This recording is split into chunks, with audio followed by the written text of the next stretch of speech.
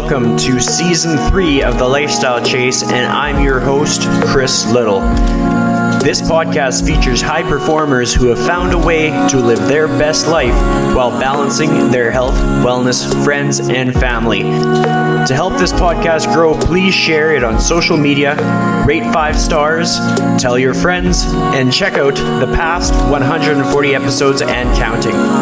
You can follow me on Instagram at Christian Little and at The Lifestyle Chase.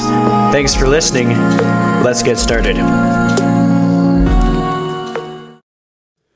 All right, so welcome to The Lifestyle Chase. I almost got logged out of my own Zoom account, so that's the first time that's happened.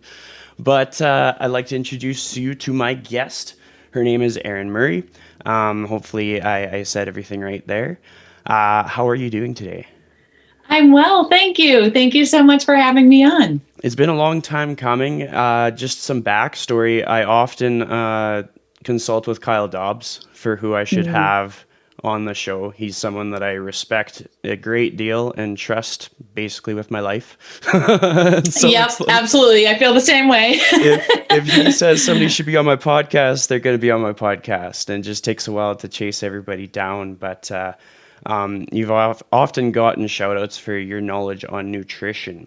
So just to introduce you to my guest, to my audience, I should say, a lot of my audience will be unfamiliar with you. Who are you? What do you do? What are you all about? Good question.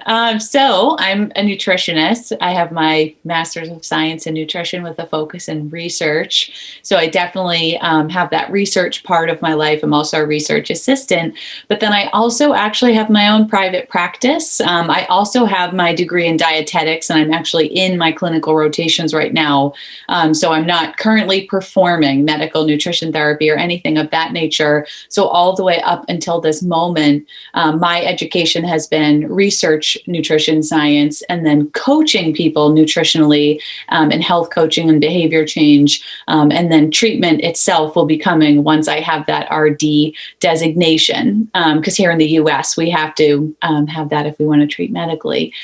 So that's coming. And I love that educational part of my life. It feels really nice to keep one foot in that space all the time too. So it'll be very weird when that's over, when the clinicals are over. But so I'm either in a lab, I am writing or researching something, or I'm with a client, or I also teach. I have a few different courses that I teach. I teach other clinicians and coaches in my class, Nourish, which we're in the middle of turning into a certification now, which has been really fun. So I'm kind of doing all sorts of things at any given moment, but it's usually related to food somehow.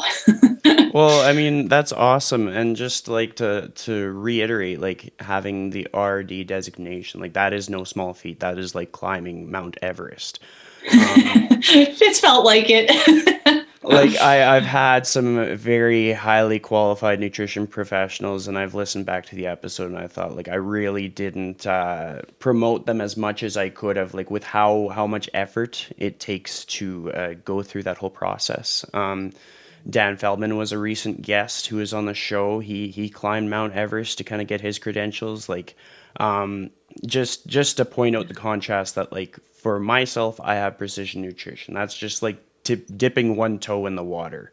For yourself with what you have, like that is what is so amazing about having people on the show, because I can expose my audience to a greater scope of knowledge, just a better backbone as far as nutrition goes, which is what had me excited to have you on the show, because you're kind of like a choo-choo train, just like trudging along despite no matter what obstacles get in your way. That's right. Thank you. So oftentimes I take people back a few years to kind of like get to know them a bit better. If you went back to grade 10, just a random guess, where would that take you? What was life like then? Oh man, actually, this is kind of funny. This is something I talk about a little bit in my little small community circles, because I try to talk to people about education in general, because I am someone who I was a little bit, I guess the word feral comes to mind as a high school student. So grade 10, I was a little bit of like a punk rocker when I was in high school. I would just walk out of school in the middle of the day. I was not a very good student. It was really odd. I loved school and I loved learning, but I hated school, so I would leave. And I remember teachers being like, hang in there, Erin, please keep coming, please come to class. And just for a multitude of life reasons, I was not a teen who could. The word regulation really comes to mind. I couldn't regulate myself. So there was a lot of things I loved or enjoyed and didn't do them. And I did MMA. So I would go do jujitsu and Muay Thai every day. And I would like leave school and go to BJJ and roll. So that was me in 10th grade. So I am so not the person I am now. So I talk about that a lot with people that I teach, other coaches or clinicians. There might be that formal academic experience that's really intimidating them. So a lot of the conversation that I have with them there is, I've been there. So I don't worry, like, let's work through this. Being scared of research or math or statistics or things like that. I'm really passionate about trying to make science accessible because I know the feeling of feeling intimidated by really formal learning. I've totally been there. I was bottom of the barrel. Absolutely. So that was me in 10th grade. That's so cool that like you actually had a lot to talk about with regards to grade 10, because so often like I'll have a guest and I think it's important to kind of understand like where a person kind of comes from or like their origin story. But then I'm like, okay, how can we get that in like 10 minutes and not like spend 40 minutes like, well, it's like I try to listen to other people's shows and then I'm like, okay, they're able to kind of encapsulate who that person is without telling the life story, but also while telling a bit of the life story to make the person more relatable. Yeah. And something that kind of stands out to me is just kind of the fact that you highlight BJJ and you highlight the whole like walking on that fine line of like liking academia but not being able to really hone in on what aspect of it that you like. I think there's a lot of people in the fitness industry, especially people who are passionate about like continuing education, that are like smart, intelligent people, but it took a while for them to find their focus or to find their like the thing that really drew them towards wanting to learn more and doing what it takes to like sharpen the needle kind of thing. Mm-hmm. So as you kind of got towards when you were going to be graduating high school, all that stuff, making the big choices, like what was that process like? Like what was your compass pointing you to do? Tell me more. Yeah. Well, basically one thing that I uncovered was there was a couple things. And one was that discipline itself felt very approachable and safe to me through mixed martial arts and kind of physical pursuits. So I kind of found that using discipline was a reliable tool for me. So by the end of high school, and I was starting to mature a little bit, I actually found it very comforting to develop kind of routines or try to get myself to do things, kind of really living on that train of small wins, so to speak. So I really kind of was living in that space and pulling that in a little bit to my academic life, and actually realized I felt much better when I did so.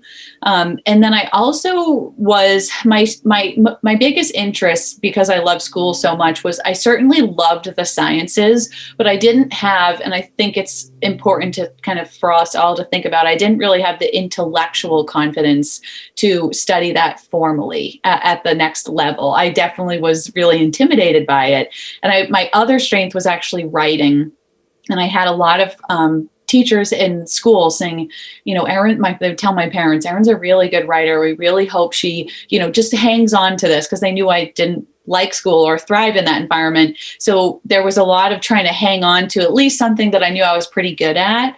And I actually got asked to apply to this program to study at Oxford University in England, and to study Oxford fantasists. And I loved that topic so much. I was totally a bookworm. I would kind of blow through books all through high school. I kind of was a major consumer. I remember I had a book light and I'd be in bed. It would be 3 a.m. and I would just be turning through pages. So the writing felt at least approachable to me. So I said, what the heck? And I applied to the program at Oxford. And so I ended up studying there for my summer after high school. And then I went right into a writing degree thereafter. So Oxford was kind of my little launch pad to study writing, publishing, and literature formally. And that's actually what my undergraduate degree is in.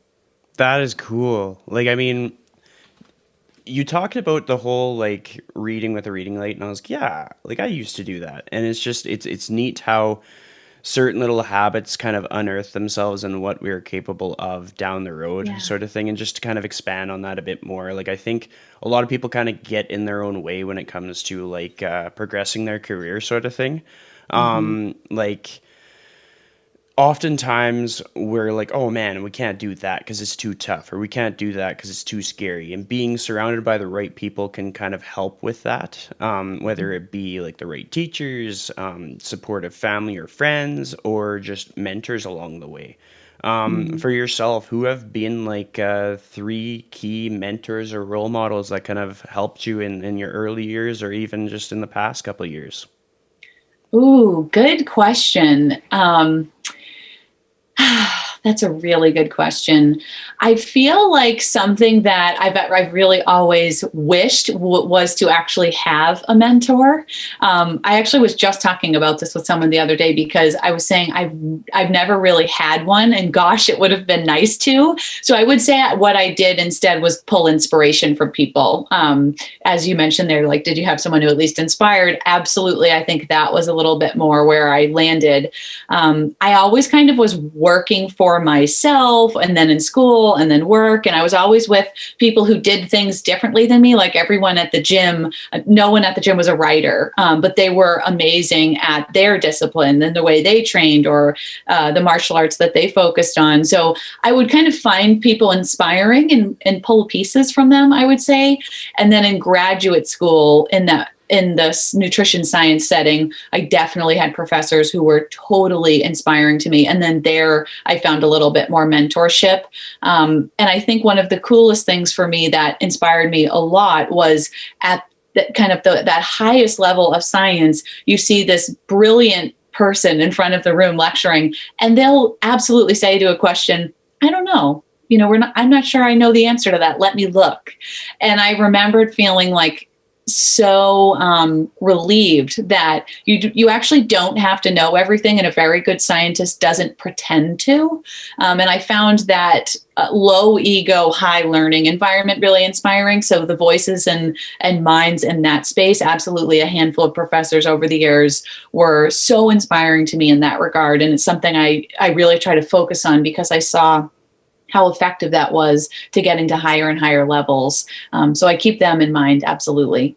Definitely, and I think that that makes sense. It's something that can probably help a lot of people, because so many people are going to kind of look into the fitness, wellness, nutrition space and be like, "Oh, like if only I had a mentor, I'd get to where I want to be." But if you look at it a different way and kind of like assess your past situations and environments, like mentorship can be found like in a grassroots way, in the sense that like the part-time job a person had, like scooping ice cream, or maybe they worked retail at some point, like there's going to be people in these scenarios where some facet of what they do, whether they like harped on you to show up on time and it stuck with you and then you were on time for all your clients, Mhm. or like all these little Yeah. things really add up. For Yeah. yourself, like what were your earlier odd jobs that had nothing to do with what you do today? Good question. Also, oh my gosh, you've got good questions today. I have worked so much. You would laugh if you saw my full resume. I started my first business when I was 12. And I got this idea. I lived in this very bustling little neighborhood where there was a lot of families. And my friend and I were so we were going into eighth grade. Yeah, I think that's the year this was. So it was the summer after seventh grade. So not legally able to work, but I would babysit all the time for moms around the neighborhood. And even if they were home, they'd say, Erin, can you just come by for couple hours? I need to get some stuff done, whatever it was. I'll be home, but you just hang with the kids. And so then I got this idea, well, what if I had a little camp and everyone in the neighborhood paid me $25 a day? And my friend and I made this camp, and we made flyers, and we went around, we advertised to everyone, and we got this like litany of little kids. And I had a trampoline and a tree fort in my yard, and she had other stuff. And we got all these kids together, and we took them all day for a couple weeks. And I ended up making a couple $1,000s, and I bought all my back to school clothes, all my binders. I thought I was a big shot. So that was kind of my first big gig. And I was always babysitting. And then when I was 13, I was a bus person at a country club near me. So I used to clean tables, bussing tables, cleaning plates, washing plates. So kind of bussing and dishwashing. And then all through high school, I worked in like ice cream shops in the summers, country clubs. My family owned a cafe. Then by the end of high school, I was the manager of a cafe. So I had actually employees and staffing and ordering and all that madness that goes along with food service. For those who have worked in food service, you know, it's absolutely nuts. And then through my undergrad, I still was working at the cafe, but I also learned a lot about media. I was just, as the writer, I think it was that writing piece, learning about social media and blogging and Facebook was really interesting to me. So I actually had this little company and I had clients in the Boston area where I handled all their social media, their websites, their Facebook pages, their Twitters, things like that. So I had a handful of clients and all through my undergrad and put myself through my undergrad with that. And then I also ran this, I was one of the editors for a travel app. So they wrote travel articles and booked hotels. They were kind of an interface with a bunch of different hotels. So I was a writer and editor for that. And then I also worked for a magazine. I drove to Cape Cod one day a week and I wrote and was the assistant editor at Cape Cod Life and Cape Cod Home, assistant editing at Cape Cod Home. So I was writing all the time and then just kept managing media and actually was still doing some of that as I went into grad school and then just kind of kept going from there. I also was a CrossFit coach.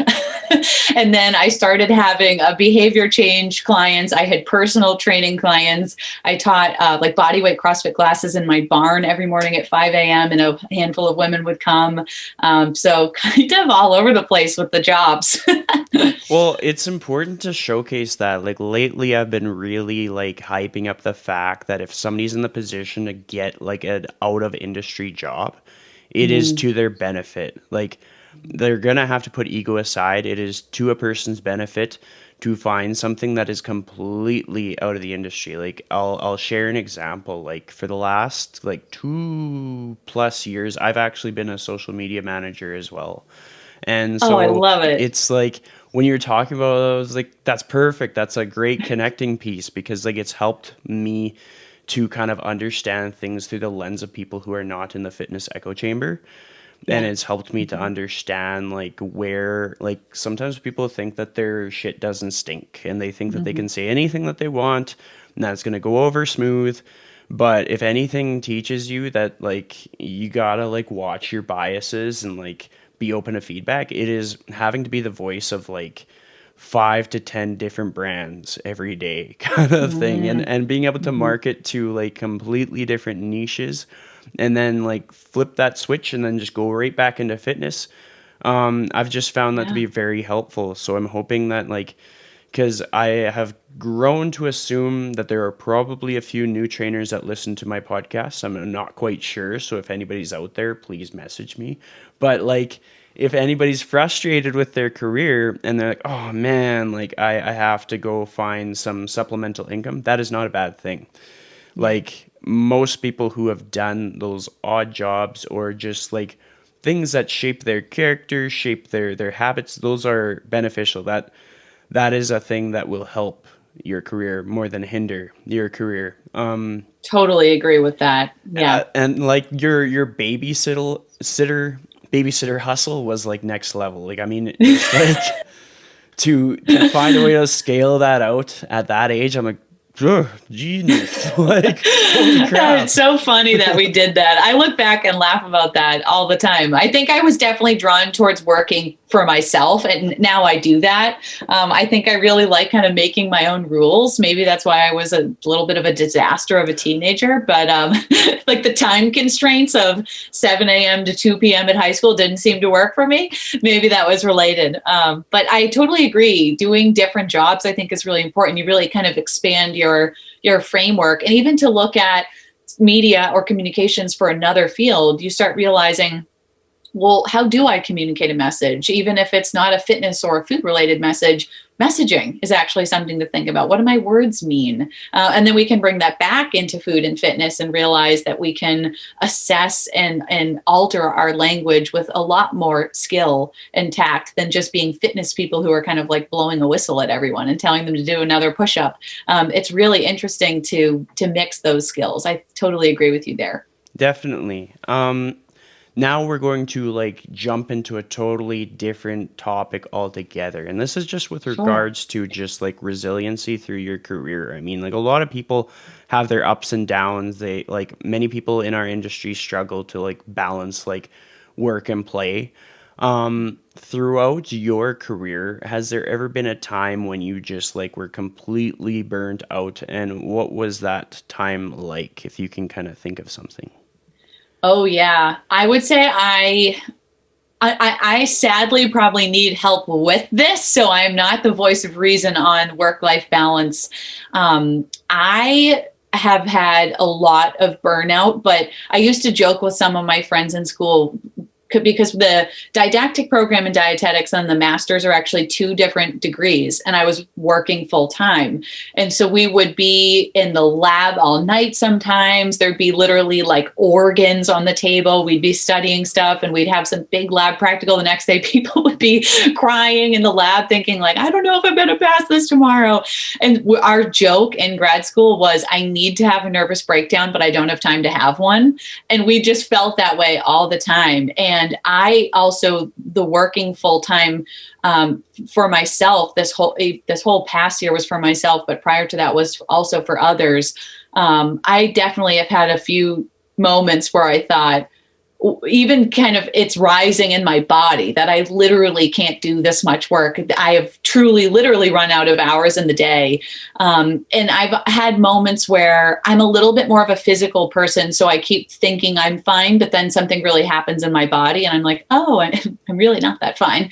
So I would more so kind of feel it physically and then realize I have to learn to say no to something. And I would say actually, to be totally honest and transparent, it's really just this past spring that I had such full schedule that I made a wait list in my private practice. And I said, I literally can't get another body in my Zoom room in this week anymore. So it was the first time I made a wait list, and I got asked to help teach some things or get brought in on some products where I had to say, thank you so much for thinking of me, but I'm not able to do so at this time. And I think for me, that the measuring stick that pushed me over the edge into realizing I need to organize my time with actually some care, because my work quality is going to start declining. And it was reaching that point where I realized there's some topics I really care about where I'm rushing, or I'm sleeping so poorly. I'm not speaking as well during the day. So when I see those symptoms crop up, I realized I'm really making an error here in how I'm handling my time, and not taking on any more clients, creating a wait list and things like that really saved me towards the middle and end of the spring, and was much needed to get through some big research projects and things like that. And it was the first time I've ever done that. And it felt really good to do it, actually. So I do encourage people, if you're on the fence, it's time to do that sometimes. Definitely. I mean, like, that's something that hopefully people will kind of hear and apply to their own situation. Like, something that was helpful for me, I think it was like a year and a half ago, I was feeling just completely run down. And one of my Mm. friends recommended the book, I think it's called Essentialism by Greg McEwen. Mm. And it kind of taught me to really assess what was going on in my life. Because, like, a lot of people feel like they have to set their boundaries when they are just crazy busy because they're looking on social media and comparing themselves with somebody else. But the truth is, like, it's kind of like you can't get good at one thing if you're doing five things at once. And so you kind of have to like set the parameters of what you're going to focus on, or who you're going to focus on, or like how you're going to navigate keeping your body in check. Like you talked about how like your body was sending you signs that you were kind of burnt out, rather like your mind was pushing, but your body was like, stop. Mhm. I found like when I'm stressed, I usually I'm way more prone to injury. Like I won't do Mhm. anything wrong in the gym, but like something will just shut down. All of a sudden I have knee pain, and I'm not a person who has knee pain like ever. Right. And it's whenever I am stressed, my body tells me stuff. And then I realize like I need to do what it takes to get more sleep, and like do what it takes to just like relax. And a lot of the time that means choosing like self-care over like a money-making opportunity. Yeah. But the flip of the switch is it positions us to be like a more valuable resource. Like we're more focused on our people, and we're developing better products, or putting out better, whether it be like a content through video or content through writing. Like hopefully people understand that like it is not a race to see how many things you can gather. It's sort of like it's a long distance run to see Mhm. how much you can sustain a certain pace for, kind of thing. Like Absolutely. so many situations where there's like, if a person's looking to get more clients, and there's all these opportunities to work at this studio, work at that studio, or like take on this new role, nobody can do it all. And No. I found that when people reflect on like their values, reflect on like their, just maybe assess their goals, like what are their goals actually, and what is somebody else's goals that they're trying to like transpose. Like it's, I might have a colleague that is doing all this cool stuff, but it might not mean anything to me, but it's like subconsciously I might try to do all that cool stuff just because they're doing all that cool stuff. And like when people realize like nobody can do everything, nobody can do, like, not everybody's going to have a podcast, not everybody's going to be a published writer. And so when we focus on what matters, that helps. I kind of went on a long tangent there, but I have a good segue for the next topic. Oh, no, I think what you shared is perfect. I hope people listen closely to that. I totally agree with you. Well, thank you. When it comes to values, and I usually use like the words like core values, just things that are like, they make or break situations. They're non-negotiable. Like, what are your core values when you kind of think of that and reflect on that? That's a good question. I would say something that would kind of keep me up at night in a very negative way would be if I thought I could have tried harder on something. So if I skimp on something, I kind of feel it to my core. So I do that. That's another kind of a good reason to be selective about what we prioritize and what we actually put work into, because it's not good to half-ass something. You really want to whole-ass something if you're going to do something. So if you're going to do it, you've really got to do it all the way. And that's the only way I can work. So I absolutely have to completely get in there and get really involved and push myself. So it's actually also my learning style. I realized I get almost agitated if something isn't fully making sense to me. I really need to see that whole pathway, so to speak. If there's something where, well, how'd that molecule get from here to here? I'm not getting what's in between. I find that really agitating. I didn't realize it until I was halfway through grad school that that's why I whiteboard everything. This actually annoys me. Like, I don't feel good until I kind of understand what I'm looking at. So I like that with my work. So only taking things on that I can get fully involved in.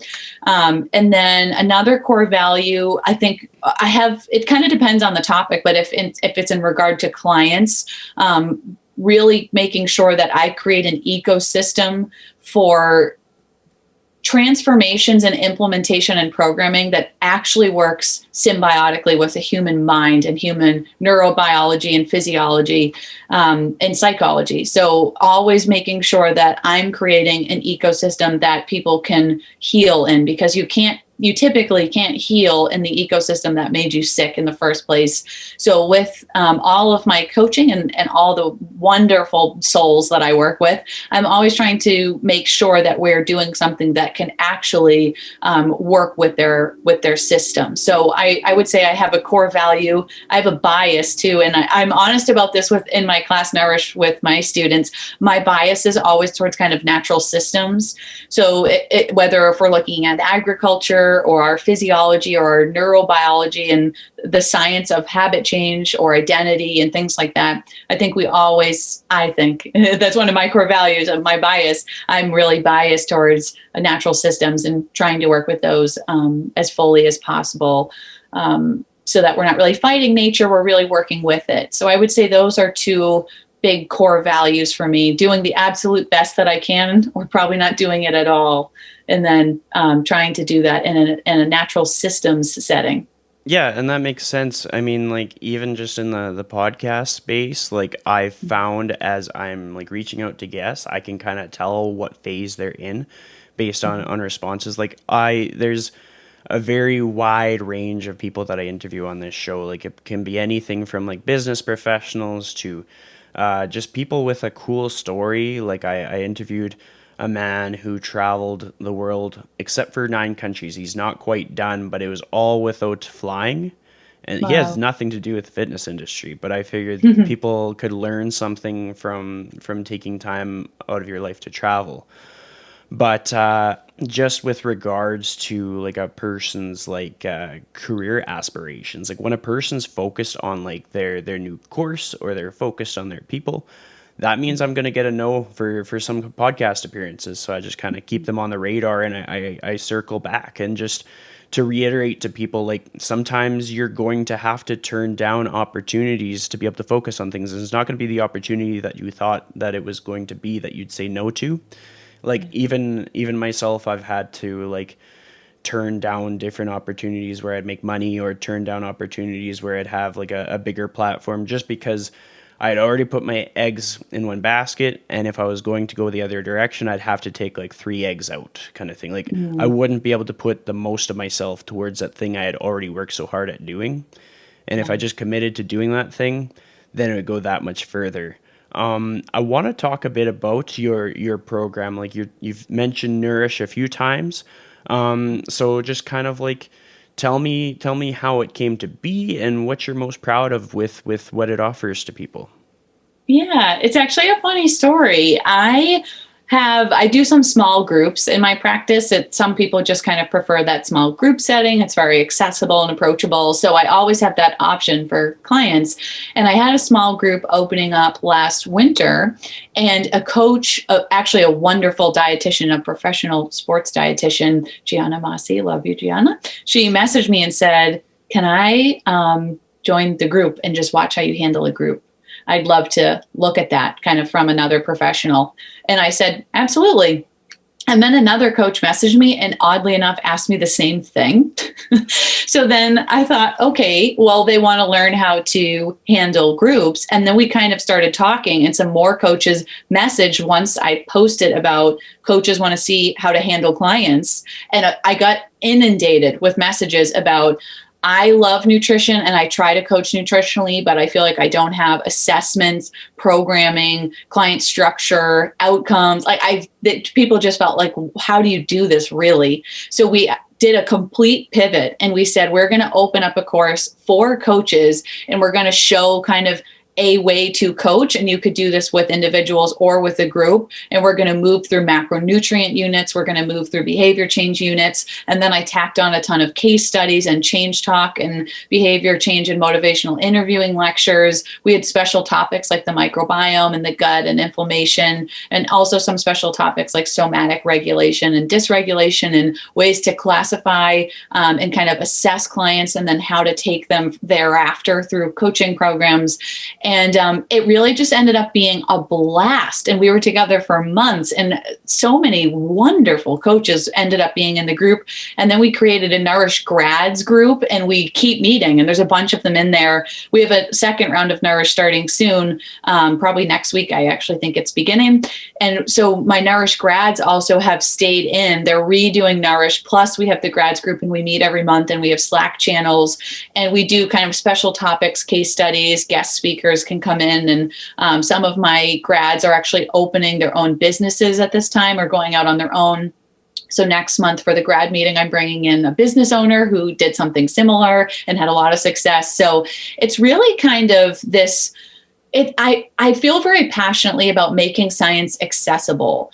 And science in my what I've seen thus far really is one of the more asymmetric fields in our culture, where money or business or teaching or these different topics are a little bit more approachable. And science is this space where people go into their doctor's office and have no idea what their doctor is talking about. And then they leave and they're like, okay. And what I realized is a lot of coaches feel the same way. They're totally passionate about nutrition, health, and fitness, but they maybe didn't get to study it formally. They might not have the confidence to do so, or perhaps the resources and means. Some of us don't want to become $200,000 in debt. I totally get it. Some of us have paid the piper, and we have, some haven't. So even for my clients, I really want them to know what we're talking about. I will take time with my clients to explain what LDL is, what glucose is, what insulin is, and how some of these things might work. So Nourish is really that, but kind of on steroids, really trying to bring high level science to an accessible place where we can really talk about it. And I never want someone to feel stupid for asking a question. I think sometimes even in the continuing ed space, coaches feel like, I don't want to ask a question because I feel like I'm supposed to know that. So they don't even get clarity on these key foundational components of biochemistry or energy systems and metabolism. Or some people ask a question like, well, wait a minute, Erin, what's the gut? What exactly constitutes the gut? What's in there? Where does it begin? Where does it end? And that's a fair question. So really trying to bring high level science and even research reading units, because nutrition, as you know, is totally that space of diet versus diet versus diet, all this diet culture, macronutrient wars, and our clients are kind of in the crosshairs of that. So I'm trying to bring really holistic science as well into the wellness industry, because the wellness industry has really failed when it comes to nutrition. It's a diet graveyard out there. So when coaches coach well and know high level science and really know how to truly help people in an ethical way, they thrive and their practice thrives, and they make money doing something they love. And they also really make the world a better place by not contributing to the diet graveyard, where we have disordered eating, total physiologic dysregulation, and failing health. So something's really got to be done. So then we kind of turned into this little group of Avengers that's trying to make this better somehow. And we just kind of keep working on that together. That's awesome. I mean, I like the analogy of the Avengers. Like I do some subcontracting for one of my friends, and his business is called A-Team Fitness. So we literally call ourselves the Avengers. Oh, I love it. But I like that outlook on the industry, in the sense that like it put our ego aside, be willing to ask like literally any question, because if anybody's good at answering questions, it's people in the fitness industry. Like the best way to learn and grow and like ascend in the industry is to just not assume that you're the smartest person in the room. Just like surround yourself with talented, smart people and be able to see the strengths that each person has. Like some people who are like brand new might have done those other odd jobs that kind of help them to have like emotional intelligence with speaking to people. And some people have been in it for decades, and they might save you from making like a huge, horrendous mistake, like just not listening to what a client's actually trying to say. Like there's so many times I reflect on like interactions with people. I'm like, I really could have said that differently. And if I just like stopped talking and just started listening, I might have had a better outcome that like a wise person could have shown me right away. I've always been curious with your Instagram handle. Like, where did that come from? Because it's catchy, and it does kind of like describe what you sort of bring to your social media in some way, shape, or form. So tell me more. Thank you. Yeah, it's funny you say that. No one's ever asked me where that came from. It actually came from my clients. So my Instagram handle is Erin's Uncommon Eats, for those who don't know. And then my food blog is The Uncommon Dish. And the word uncommon really came from my clients. It was actually during a workshop. I was teaching a workshop at this big facility. So I actually really started lecturing years ago in facilities. It actually was funny. Side story. If you're scared prepared to teach, I really recommend teaching. It's one of the best ways to learn, for starters, because you have to prepare a presentation and you've got to know your stuff. So you really will prepare. So if you ever want to like light a fire under your butt, make yourself book a teaching engagement. And this big gym asked me to come teach a kind of nutrition 101 to their clientele. And I said, sure, that sounds really fun. And it actually sold out. They just happened to have a super high engagement gym, really tight knit community. And everyone was like, yeah, I want to go to a nutrition workshop. Sure. So it sold out. We had like 60 plus people there, I think. There, people were sitting on the floor. Everyone, all these people were there. I had 114 slides. I laugh at myself now for doing that. We knew it was going to be about 2 to 3 hours. And I got there. They had told me they had a projector. And I get there and they said, oh, we forgot to tell you, our projector broke. And so I just had my little laptop with 114 slides. And I looked behind me at that facility and there was this one little whiteboard. And I said, okay, we're just going to do this without the slides. And I literally talked for 3 hours with me and a whiteboard. And every lecture thereafter has seemed easy because that one was like a dumpster fire a little bit. It ended up being a blast and we had a great time, but talk about just like really throwing yourself to the flames. So I do really recommend, I actually do that with my Nourished grads. I try to give them opportunities to present. I like to bring them into my small groups and give them teaching opportunities because it's really fun and a nice way to learn. But so I started talking long ago and I was doing another workshop at a different facility and some of my clients happened to be in the audience, some one-on-one clients. And I was talking about how the norm in our culture is really to be unwell.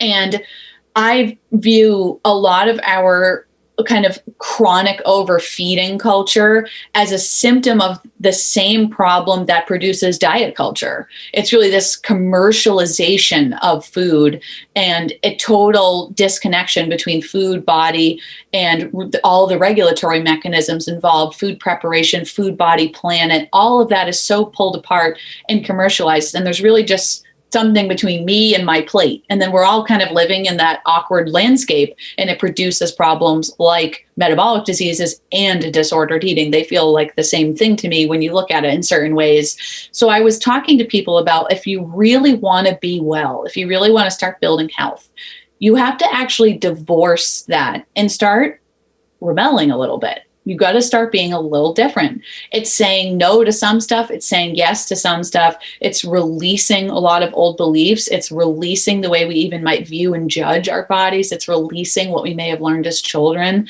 And one of my clients said, you really need us to be uncommon. And I said, actually, yeah, I really need you to be uncommon if we're going to get well. And I'm telling you also, when I say that word uncommon, I'm telling you that this is not going to be easy. You are in a setting that doesn't foster wellness. So I know that this is going to be hard, but I don't want you to be another data point that's suffering. So we're going to have to go over here and it's this whole other thing. So you're really going to be a little bit of a rebel. And then eating uncommon and being uncommon and thinking in uncommon terms all about our health and body became this little theme with all my community. And then so it just kind of kept blooming from there. That's awesome. And it kind of like with how you describe your whole philosophy on nutrition, it sort of correlates with some things that I've observed over the time that I've followed you. Do you do a lot of gardening? Like it seems like you're producing a lot of your own food. Like expand more on that if you would. Yeah, it's funny. My clients sometimes are like, "Hey, can I swing by?" I actually have like a huge garden. I think it's 50 by 50 feet. So we're producing food kind of from June to October. I've got all types of lettuces and herbs, carrots, corn, pumpkins, watermelons. You name it, I've got it. And I've got 40 chickens. So we have all of our own eggs. Last year we did a round of meat birds. And then my family also all hunts and fishes. So we've got fish, venison in the freezer, fresh eggs, and all of our veggies. I really want to have a small farm one day. So I'm working on it. But right now it's just a big old garden. That's awesome. I think it's important to kind of showcase that. Like my best nutrition has been when I've just basically eaten off my parents' farm.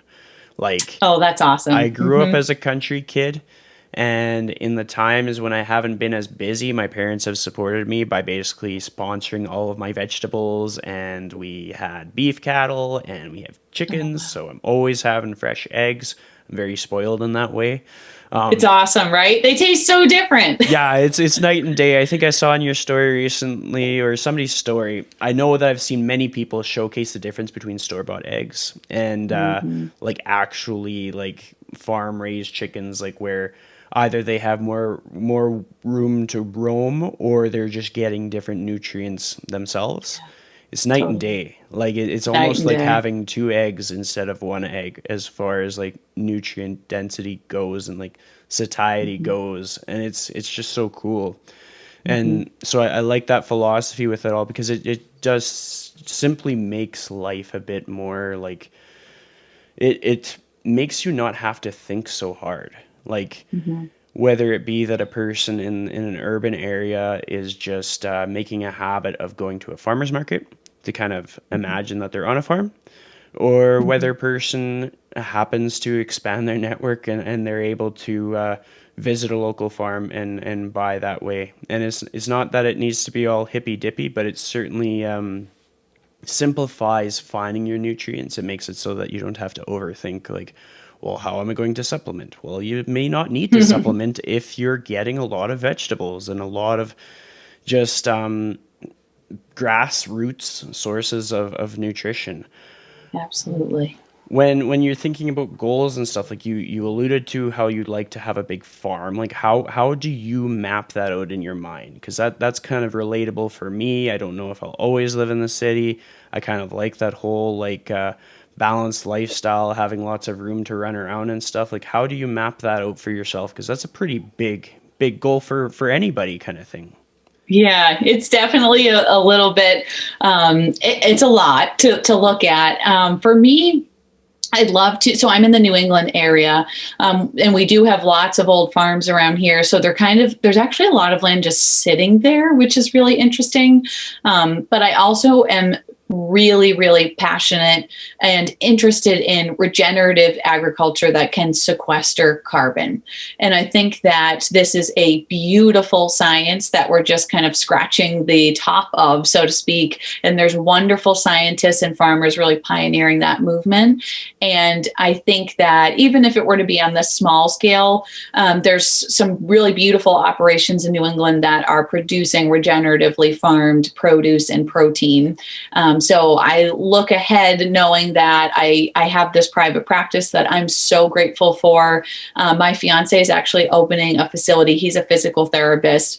He has a new facility. I actually just got some new construction pictures of it today. So he's having his facility and this wonderful team. They're opening soon. So I know I'll be here in New England, certainly not going anywhere. So because actually most of my clients are in other states, because I'm on Zoom all the time now, most of my people don't even actually live near me now, which is really interesting. I can kind of go anywhere. So I don't mind if I'm a ways outside the city. So I look at some of these older kind of abandoned or quiet farms, or they've been in families for a really long time and no one's really using the land anymore. So he and I look at old farms a lot and just kind of daydream about, what could we really do with X amount of acres? How many cattle can you have per acre if you're going to do this regeneratively? So there's actually some pretty intense math and thought that has to go into a regenerative production. But we noodle around with that a lot. And so I would definitely have to create a stepwise plan for doing so. And so I hope one day to get to that moment. Definitely. I mean, I kind of put you on the spot there with like making you think about that, but I think it's important for people to be able to reflect on that if they don't have like a big like worthy goal in mind.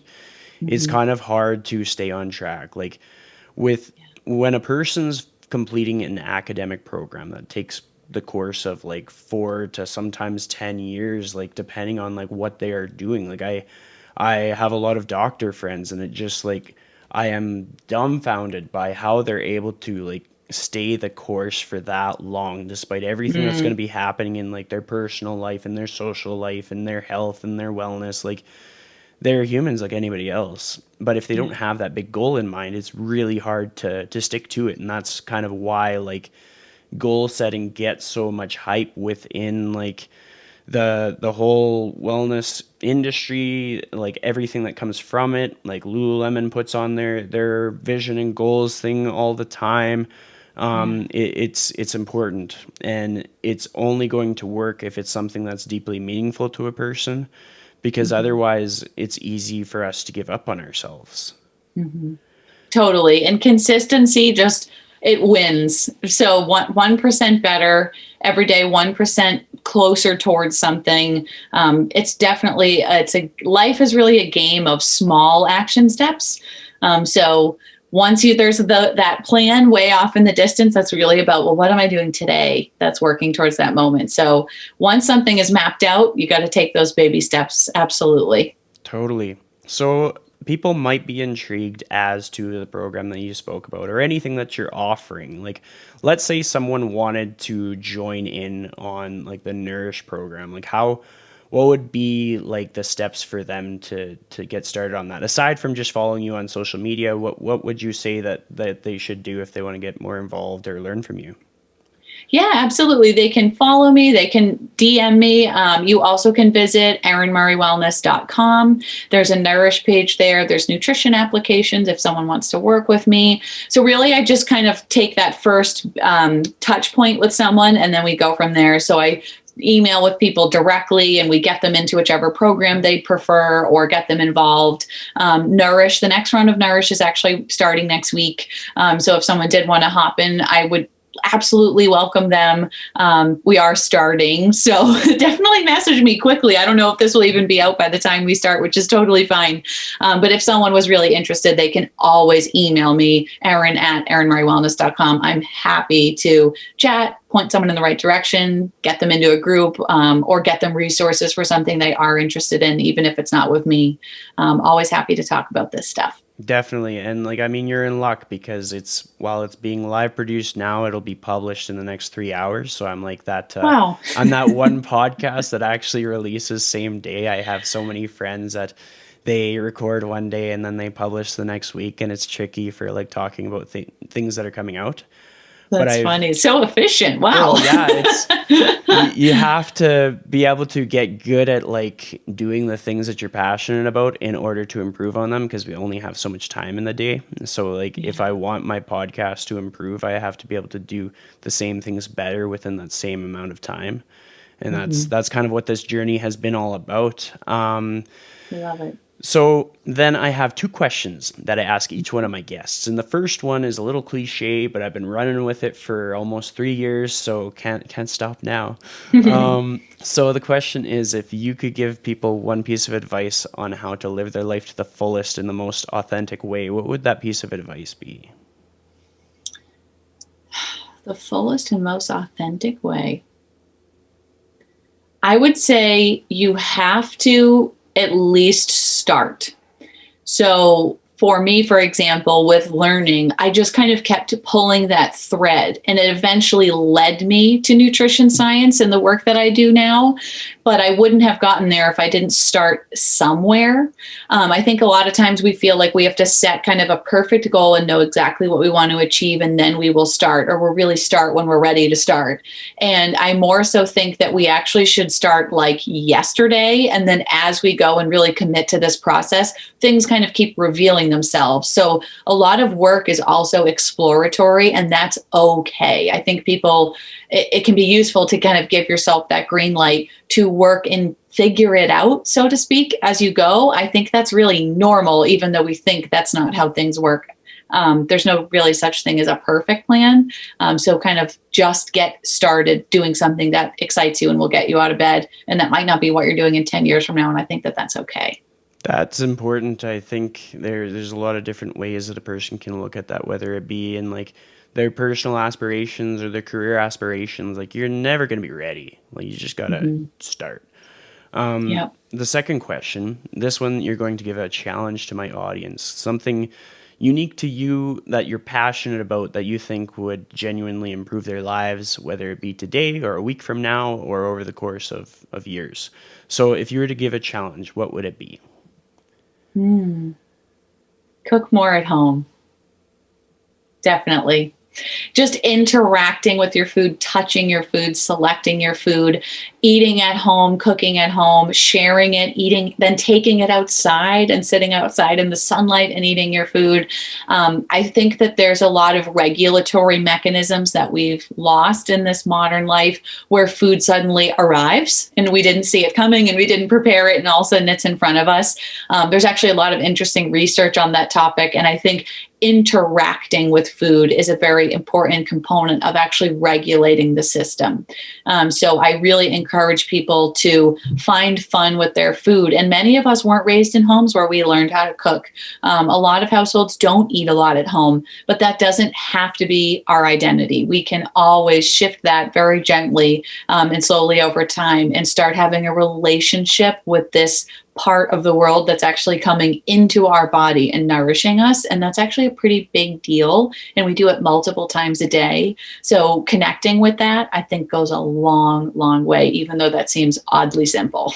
Well, it's game changer advice. Like there's been a few times when people who have really struggled with their nutrition have kind of asked for like a quick tip. And I've been like, honestly, like take time to learn to cook some dishes that you can prepare at home with mostly whole foods, if not all whole foods, like with vegetables and you're cutting up the meat, or if you aren't into meat, you cut up more vegetables. Like it's just whatever fits that person's values, but just get used to actually preparing your stuff, not like taking like a box and dumping it in or taking like something and microwaving it. Just like learn the art of cooking, and that'll get a lot of people a lot of momentum towards like having sustainable, healthy habits kind of thing.